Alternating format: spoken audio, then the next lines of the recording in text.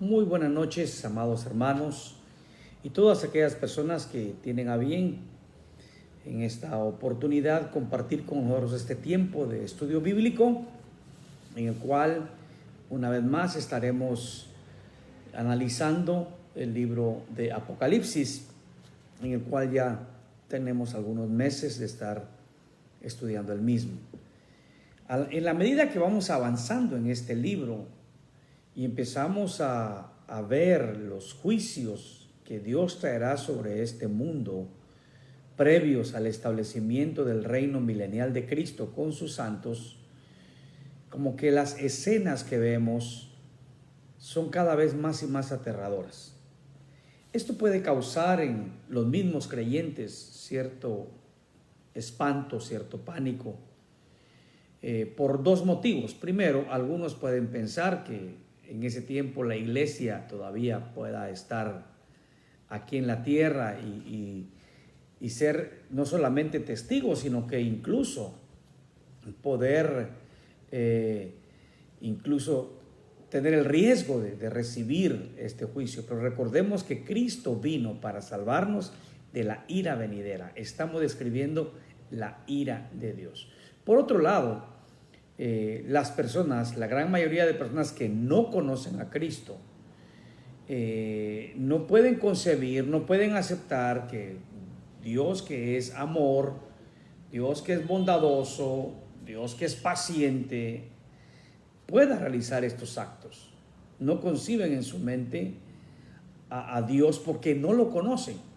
Pero quienes conocemos a Dios sabemos y entendemos que la causa de todo esto es el pecado, la rebeldía del hombre en contra de Dios, y es necesario que Dios juzgue todas estas cosas. Así es que esta noche vamos a ver el capítulo 18 del libro de Apocalipsis, en el cual se nos narra la caída de Babilonia.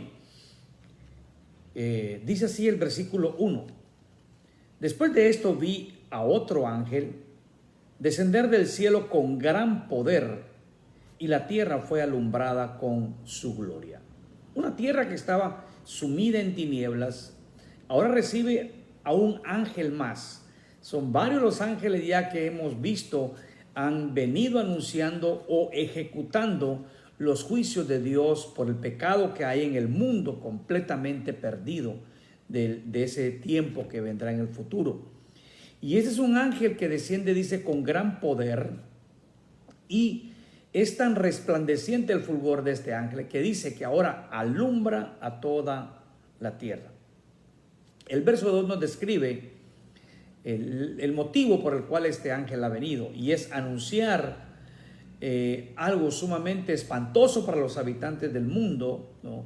Pero en los planes de Dios glorioso para el Señor. Dice: y clamó con voz potente diciendo: ha caído la gran Babilonia, y se ha hecho habitación de demonios y guarida de todo espíritu inmundo y albergue de toda ave inmunda y aborrecible. Aquí está hablando lo que ha pasado en aquella ciudad. Algunos opinan que como lo dan como un hecho ya realizado, ha caído, podría ser de que este capítulo esté describiendo ya ese juicio viniendo. Otros piensen que todavía falta un poco más para que el juicio llegue, pero que al hablarlo en tiempo pasado, está diciendo ha caído como algo inminente que va a suceder, como algo que no puede dejar de pasar. Sea cual fuese la interpretación que se quiera tomar para este pasaje, algo ya ejecutado o algo próximo a ejecutar, lo importante es que tengamos en cuenta que el juicio es inminente, que vendrá ese juicio de Dios sobre aquella ciudad. Y aquella ciudad desde aquí empieza a describir una ciudad que había sido gloriosa, una ciudad que había sido majestuosa.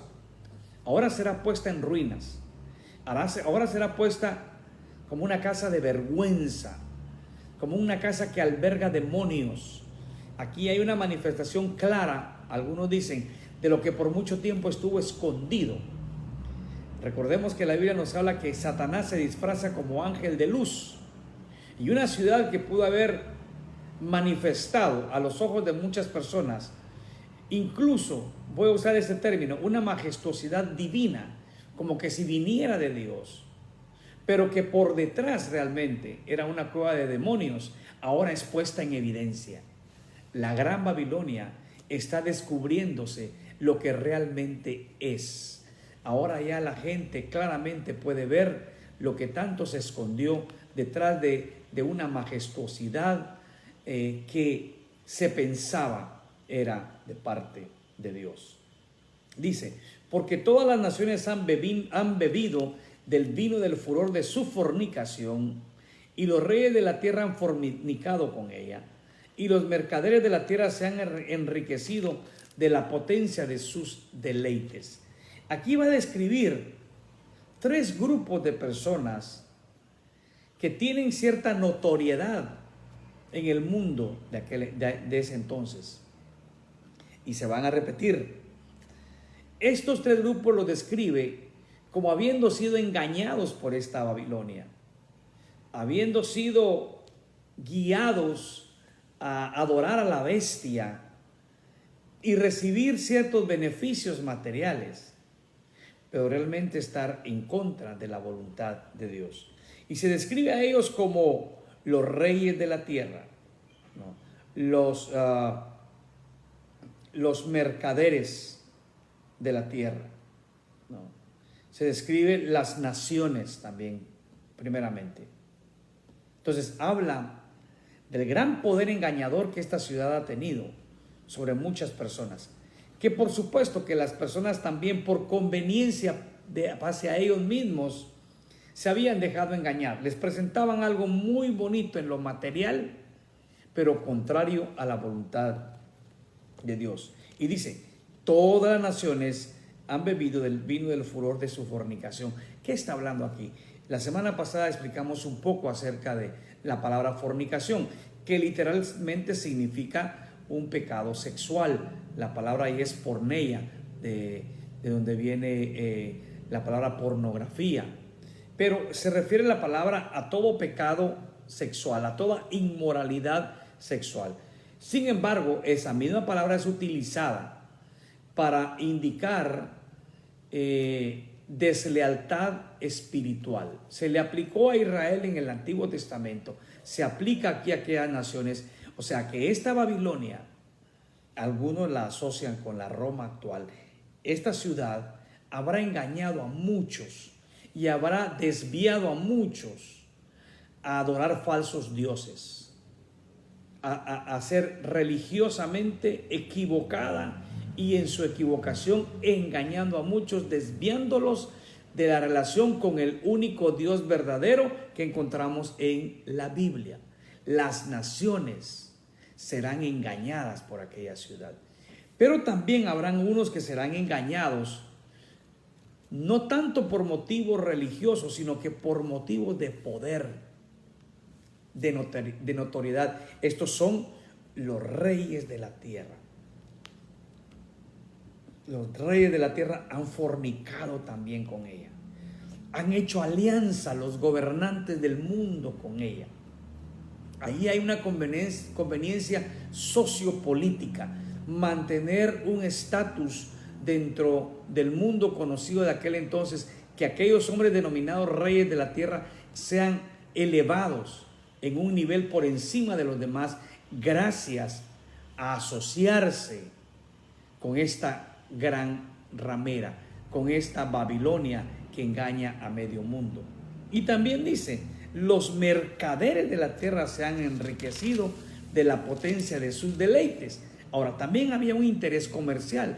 Algunos creen que aquí la Babilonia que se describe resalta más esto: el interés comercial, el interés de ganancia material, lo cual hace que estos mercaderes incluso finjan cierta adhesión, pero están más interesados en las ganancias de dinero que su relación con Babilonia les deje. Entonces, es una ciudad que ha engañado, es una ciudad que ha desviado a las personas,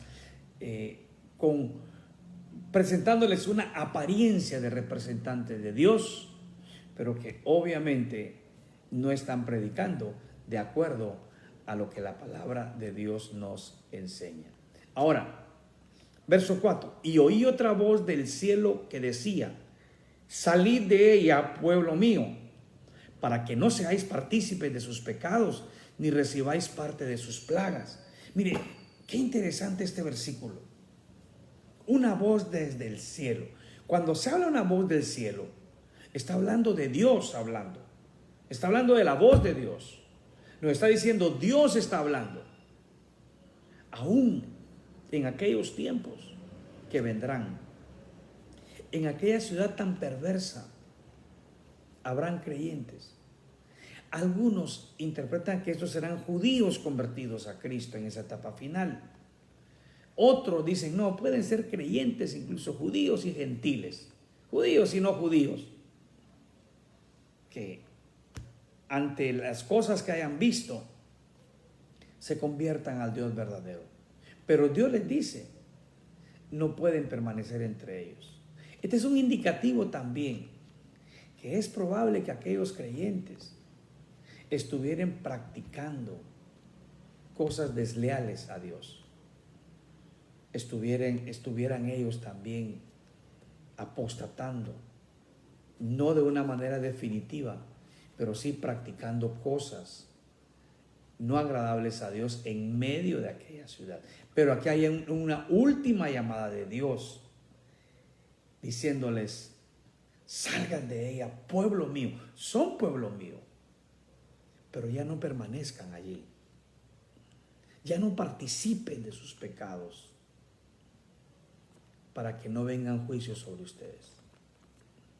Es posible que la expresión no seáis partícipes, para que no seáis partícipes, algunos se encuentran en esto, todavía no han caído en los pecados, pero están seriamente tentados. Otros piensan, es posible que sí estén participando y Dios está diciendo, ya no sigan participando de ellos.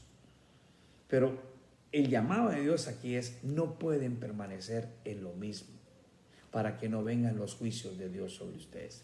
Y sabe, ese es un mensaje también que es muy actual y que ha sido un mensaje relevante en toda la historia de la iglesia. La persona que se convierte a Cristo de verdad no permanece en el mismo lugar en donde Dios lo encuentra. No puede continuar haciendo lo mismo que ha hecho antes cuando no conocía a Dios. Porque cuando uno viene a Cristo, esa persona ya no es la misma. A eso se le llama conversión. El resultado de un verdadero arrepentimiento, de una fe que es efectiva, transformando a las personas para cada vez parecernos más a Cristo. Y eso es lo que está hablando aquí Dios. Pues en ese entonces Dios todavía está urgiendo a su pueblo, salgan de ahí, no participen de los pecados de ellos, para que no sean juzgados juntamente con ellos. Luego dice, porque sus pecados han llegado hasta el cielo y Dios se ha acordado de sus maldades. Este pasaje es bien interesante. Hay muchas personas en el mundo que pecan y como no ven juicios de Dios inmediatamente, creen que Dios no se da cuenta de lo que están haciendo. Hay mucha gente rebelde que abiertamente blasfema contra Dios y piensan que Dios no les va a tomar en cuenta ese pecado. Algunos incluso que niegan la misma existencia de Dios. Pero dice ahí que sus pecados han llegado hasta el cielo. Cuando vino el diluvio, ya en capítulo 6 de Génesis empieza la historia del diluvio. Se habla que el pecado del hombre subió también a la presencia de Dios. Este es un mundo que está pecando de una manera tan exagerada, tan grande, que todo esto ha llegado a la presencia de Dios. Bueno, y al final Dios lo conoce todo. Dios sabe todas las cosas, pero cuando dicen sus pecados han llegado hasta el cielo, está hablando de la gran cantidad de pecado que en aquel entonces las personas estarán practicando. Y Dios se ha acordado de sus maldades. O sea, Dios dice, este pueblo sigue rebelde, este mundo sigue rebelde, este mundo sigue viviendo fuera de mi voluntad. Ahora, en esto también tenemos que recordar, mire, cuán diferencia hay entre un mundo impenitente que no reconoce su pecado y un pecador arrepentido que ha suplicado perdón, ha confiado en Cristo como Señor y Salvador, ha recibido la salvación. Dice que cuando Dios nos perdona, lanza nuestros pecados al fondo del mar y no se acuerda más de ellos.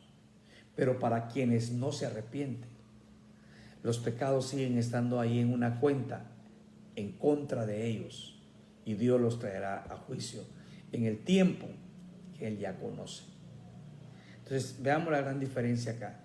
El perdón que recibimos en Cristo a todos aquellos que confiamos en Él, y el pecado que aún Dios continúa teniéndole en cuenta a aquellos que no se quieren arrepentir y rechazan lo que Dios les ofrece en Cristo, el perdón de pecados y la vida eterna.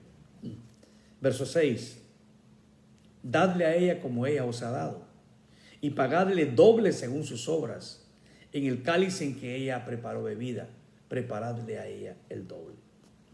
Bueno, aquí están hablando de un juicio de Dios elaborado con justicia divina. Pero ¿por qué el doble? Dios así lo determina.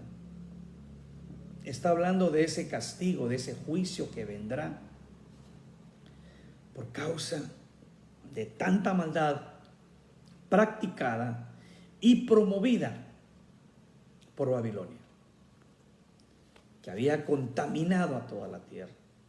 Y eran algunos pocos, un remanente que fiel a Dios, que se había salvado. Pero el juicio de Dios es severo, si se quiere llamar de esa forma, pero es de acuerdo a la maldad que aquella ciudad ha practicado en contra de Dios. Es un justo pago por todas esas obras de maldad que ha realizado sobre la tierra. Dice, oiga lo que dice el verso 7: cuánto ella se ha glorificado y ha vivido en deleites, tanto darle de tormento y llanto, porque dice en su corazón, yo estoy sentada como reina y no soy viuda y no veré llanto. El pecado de esta Babilonia es tan grande. Por eso la expresión, se ha glorificado y ha vivido en deleites, tanto darle de tormento. O sea, se glorifica usando el término de una manera contraria a lo que es glorificarse en Dios. Se ha glorificado en sus deleites. El significado de esto es, los pecados le han causado tanta satisfacción que se ha deleitado en ellos, se ha gozado por todo el pecado cometido. No hay lamentación por ofender a Dios. Lejos de ello hay disfrute de hacer todo aquello que es contrario a la voluntad de Dios y no experimenta el arrepentimiento genuino. Así es la maldad de aquella ciudad. Y vive en una falsa seguridad pensando que nunca va a llegar la desgracia a ellos, que nunca va a llegar el juicio de Dios a ellos, que todo el tiempo van a vivir gozándose en esos deleites. Hay mucha gente viviendo así hoy en día. Hay mucha gente deleitándose en pecados, practicando con una gran alegría el pecado y creyendo que todo el tiempo va a ser así, jactándose de su vida pecaminosa. Y oiga lo que dice: yo estoy sentada como reina, orgullo, y no soy viuda. La viudez era una situación lamentable en la vida de una mujer, que por eso Dios dejó a los creyentes que no nos olvidáramos de las viudas dentro de nuestras congregaciones, sino que las apoyáramos, las atendiéramos. las ayudáramos. Entonces aquí dice, no soy viuda. Está diciendo, no estoy desamparada. Tengo más de lo suficiente. Y dice, y no veré llanto. ¿Qué está diciendo? Y así continuaré todo el tiempo. Una seguridad en sí misma. Una seguridad por lo que veía que había pasado durante mucho tiempo. Buen comercio, engaño espiritual, buenas relaciones con los magnates del mundo. Ella se ve como con una certeza de que nunca va a caer del lugar donde está colocada. Y sabe, ha pasado en el mundo en personas que han confiado en las riquezas. Hace algunos años hubo una gran crisis económica en los Estados Unidos, la crisis hipotecaria. Había mucha gente que estaba tan segura que todo lo que tenía estaba tan fijo que su futuro estaba asegurado. Tremendo despertar tuvieron cuando alcanzó aquella crisis sus vidas y perdieron todo. Algunas personas incluso se quitaron la vida. Hizo un desastre en los Estados Unidos. Nunca podemos estar seguros de que lo que tenemos hoy lo vamos a seguir teniendo mañana. Ninguna persona puede confiar en su riqueza, porque las riquezas son pasajeras. Nuestra confianza está en Dios. Nuestra confianza está en el Señor y no en lo material. Aquella gran ciudad dirá, bueno, nada va a pasarme. Y nos recuerda ya el Antiguo Testamento. Eso lo recibió Nabucodonosor en sí mismo, cuando dijo, qué gran ciudad he hecho, qué gran ciudad he construido. Y Dios lo hizo caer en un estado de locura, convirtiéndose en un animal. Esa Babilonia estará confiada en todo lo que posee, y no sabe el juicio que le vendrá pronto.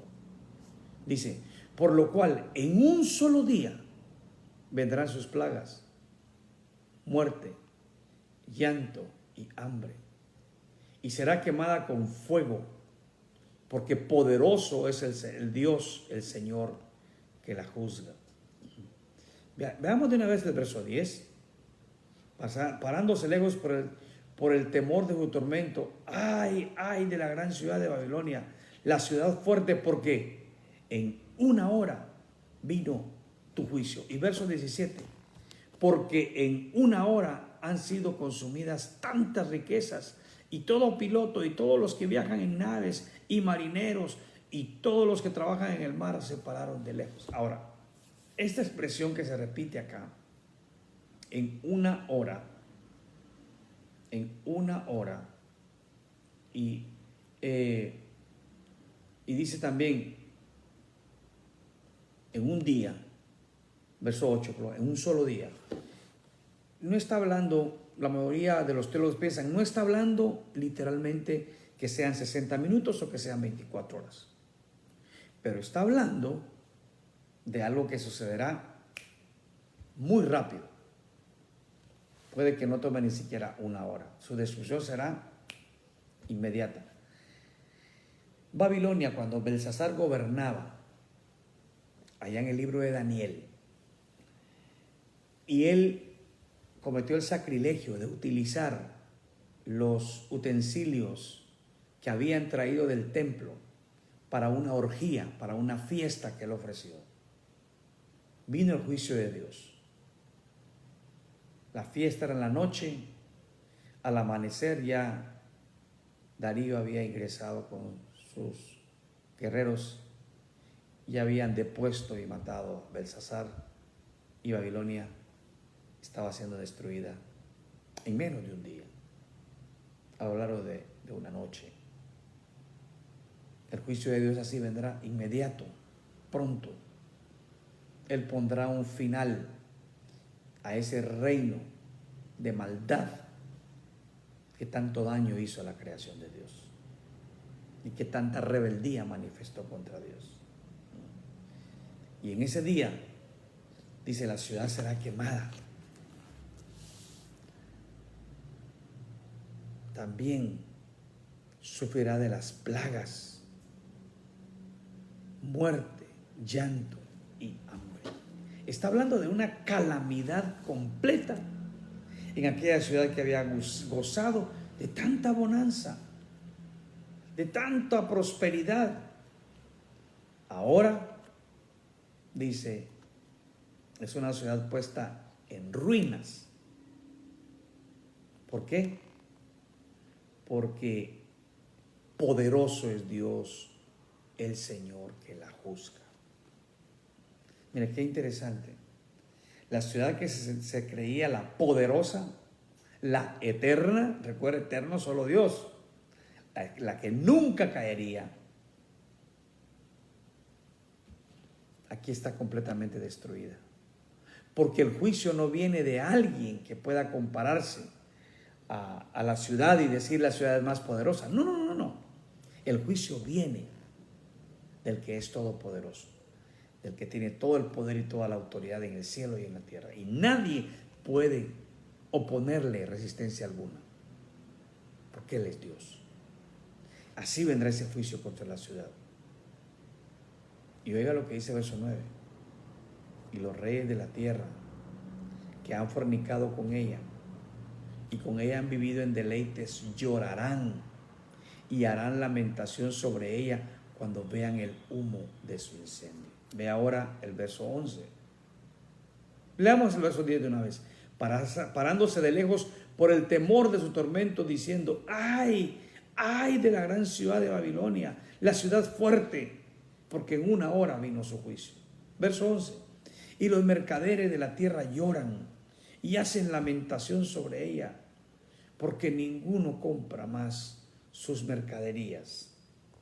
Vayamos allá al verso 15. Los mercaderes de estas cosas que se han enriquecido a costa de ella se pararán lejos por el temor de su tormento, llorando y lamentando y diciendo: ¡ay! ¡Ay de la gran ciudad! Porque estaba vestida de lino fino, de púrpura y de escarlata, y estaba adornada de oro, de piedras preciosas y de perlas, porque en una hora ha sido consumida tantas riquezas. Y todo piloto y todos los que viajan en naves y marineros y todos los que trabajan en el mar se pararon de lejos, y viendo el humo que es el humo de su incendio, dieron voces diciendo: ¿qué ciudad era semejante a esta gran ciudad? Hay tres grupos aquí que lamentan.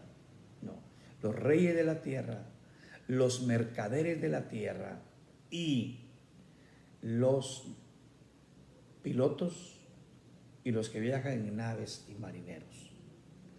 Mire qué interesante. ¿Por qué estos grupos se lamentan tanto? Pero a la vez también dice: se paran de lejos.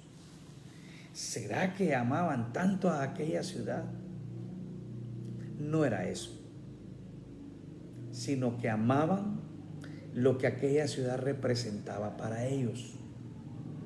Porque su distinción, su notoriedad, la de los reyes de la tierra, se venía al suelo junto a la destrucción de aquella ciudad. Porque sus ganancias de los productos con los cuales comerciaban se venía abajo con aquella ciudad. Y los pilotos, los navegantes, veían cómo el producto que ellos recibían de todo el comercio que ahí se hacía también se venía al suelo con aquella ciudad.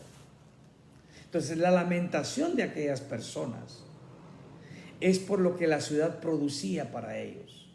En esta ruina prácticamente ellos eran afectados de una manera directa. Mire cómo el mundo se está arreglando, o cómo el mundo se va yendo arreglando. Y cuando digo arreglar no quiero decir componer para bien, estoy diciendo diseñándose para que esto suceda.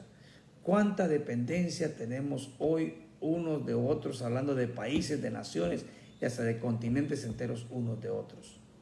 De tal manera que si pasa algo en algún país, especialmente si es un país que tenga una relación estrecha o de apoyo decidido sobre otras naciones, aquella nación también sufre. Hay una interdependencia hoy de naciones y por eso realmente no sé si existe alguno, pero ya no hay países soberanos que puedan ser dueños de tomar sus propias decisiones, sino que todos están comprometidos de acuerdo a las relaciones que mantengan con otros. Pero bueno, aquí es ese lamento.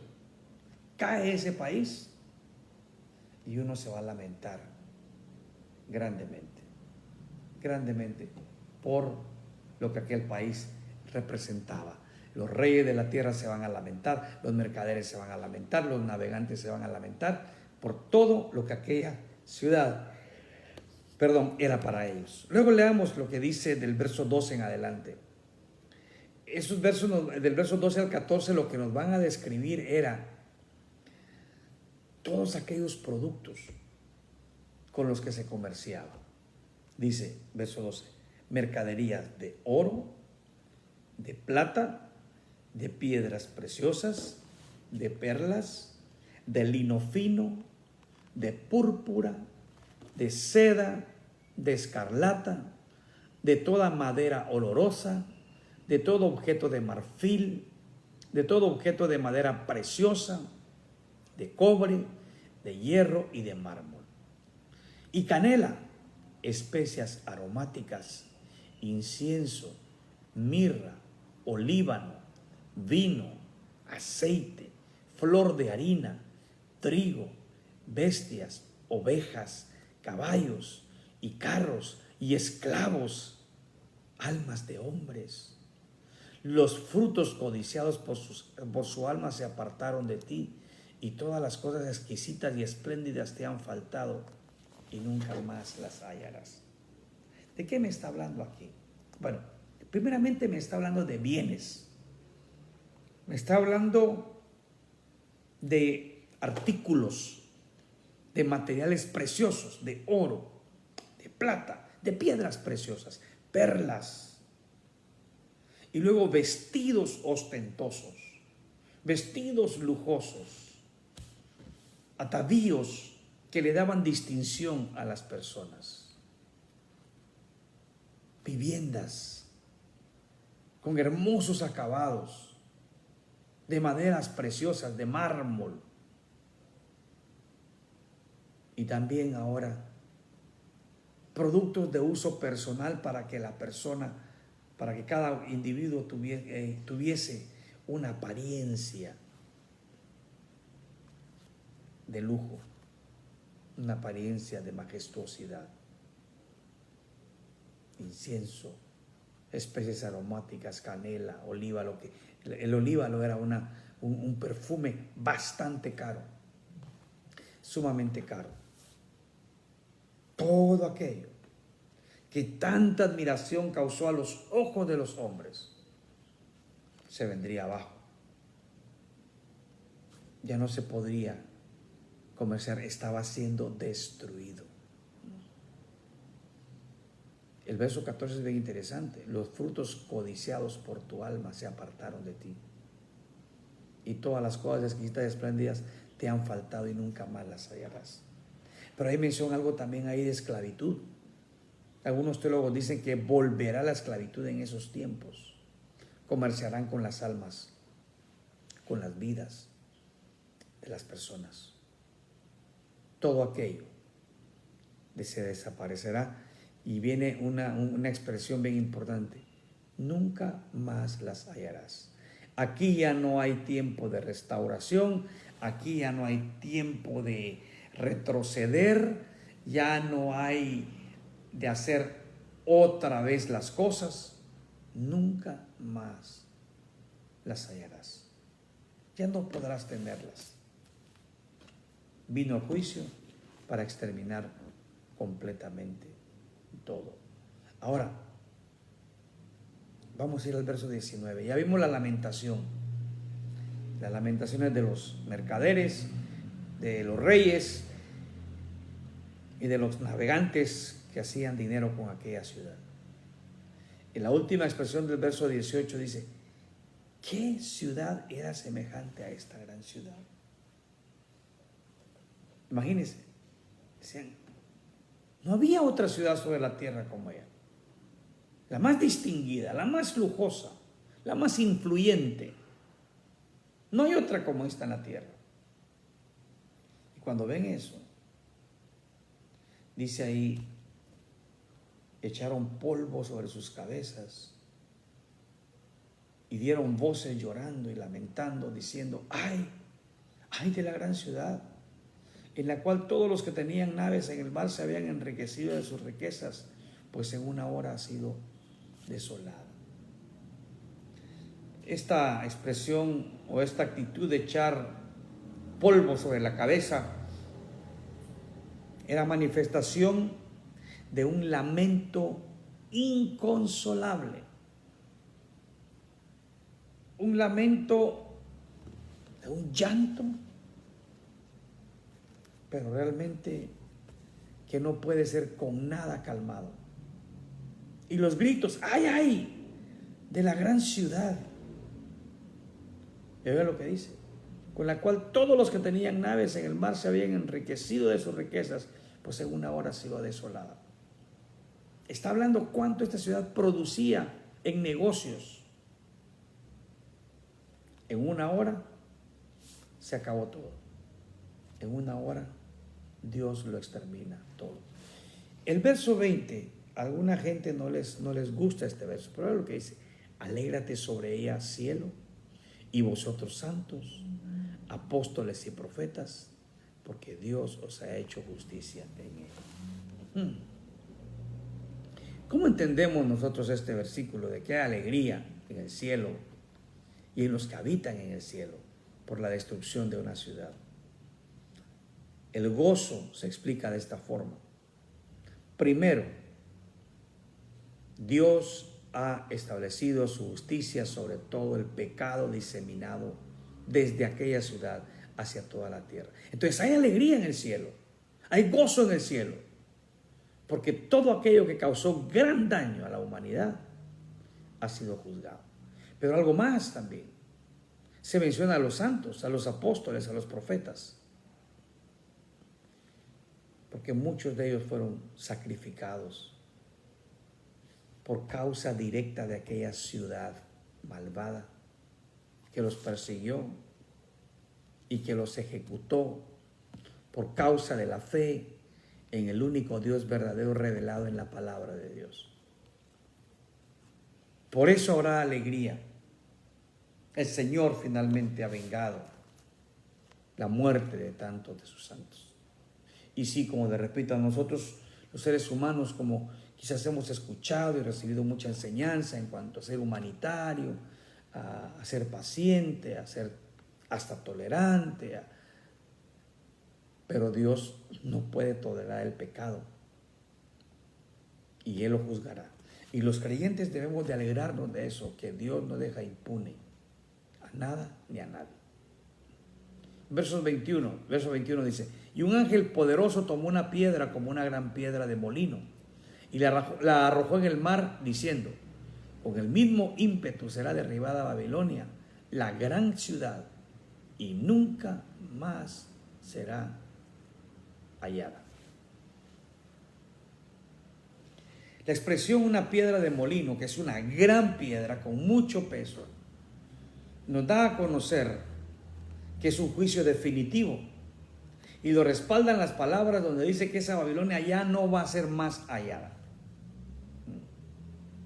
Babilonia se ha reconstruido y otros han querido reconstruir a lo largo de los tiempos. Algunos teólogos piensan que literalmente la Babilonia va a ser reconstruida en estos tiempos finales. Otros piensan que apuntan hacia otra ciudad que representa lo que Babilonia fue en mucho tiempo: paganismo, idolatría, hechicería y toda clase de práctica desagradable delante de los ojos de Dios.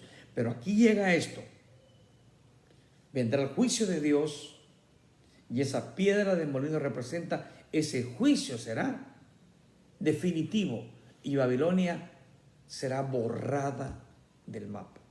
Desaparecerá por causa del juicio de Dios. Ya nunca más será hallada. No habrá memoria de ella. Será deshecha completamente. Y versos 22 y 23 dice: y voz de arpistas, de músicos, de flautistas y de trompeteros no se oirá más en ti. Y ningún artífice de oficio alguno se hallará más en ti. Ni ruido de molinos se oirá más en ti. Luz de lámpara no alumbrará más en ti. Ni voz de esposo y de esposa se oirá más en ti. Porque tus mercaderes eran los grandes de la tierra, pues por tus hechicerías fueron engañadas todas las naciones. Muy bien, aquí habla de 5 cosas que serán detenidas para siempre. Número 1, arpistas, músicos, flautistas, trompeteros. ¿Qué nos habla esto? Fiesta. No habrá más fiesta. No habrá más expresión mundana, contraria a la voluntad de Dios a través de fiestas. Ya no se va a hallar más en ti músicos, cantantes, discotecas, todo aquello en lo que el pecado se multiplicaba será borrado. No se hallará más en ti. Número 2, ningún artífice de oficio alguno se hallará más en ti. Arte. El arte desaparecerá. Y por cierto, durante algún tiempo el arte fue algo agradable a los ojos. Pero en los últimos tiempos hay ciertos tipos de artes que la verdad que no tienen nada de agradable a los ojos. Pero aún así lo que es agradable a los ojos y que puede separar de Dios es un arte malo. Esto terminará, esto se acabará, no habrá más expresión artística. Y luego dice: ni ruido de molino se oirá más en ti. Esto es la industria. La industria también se detendrá por completo. Se acabó. El juicio de Dios ha llegado y todo lo que el hombre estaba acostumbrado llegará a un fin. Luego dice: luz de lámpara no alumbrará más en ti. Mire qué interesante. Esto habla de la pompa de la ciudad. Y estas pompas eran más representadas por luces como anuncios publicitarios que daban un resplandor a la ciudad. Se acabó. No habrá más eso. Y finalmente, ni voz de esposo y de esposa se oirá más en ti. Los hogares sufrirán. Las familias sufrirán. Todo aquello vendrá a un fin. A un fin. Porque tus mercaderes serán los grandes de la tierra. Pues por tus hechicerías fueron engañadas todas las naciones. Tus mercaderes, tus hechicerías, significa que pertenecían a la ciudad por el vínculo que mantenían, por los intereses que habían en sus vidas. Ellos estaban unidos a la Gran Babilonia. Pero hay algo más, hay un motivo más de este juicio. Y en ella se halló la sangre de los profetas y de los santos y de todos los que han sido muertos en la tierra. A lo largo de la historia, y aún en el libro de los Hechos, encontramos nosotros cómo aquella iglesia primitiva sufría persecución y cómo varios de sus integrantes eran muertos. Esteban, Jacobo, Pablo y muchos más que en la Biblia se nos narra. Y en el Antiguo Testamento los profetas.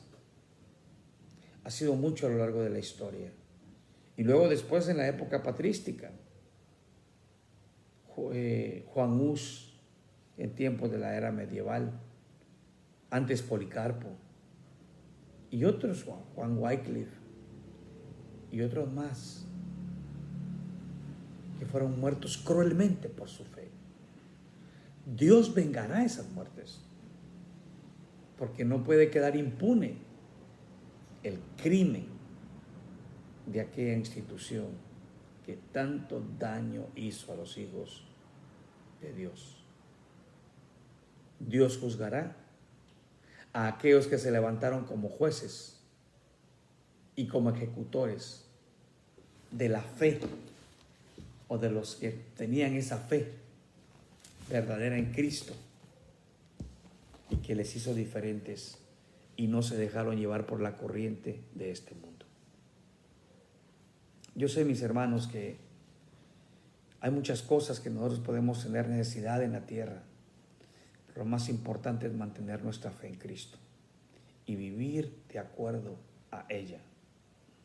Y amada iglesia, sintámonos seguros, porque fiel es el que prometió, y Él ha dicho que nunca va a dejarnos y nunca va a desampararnos.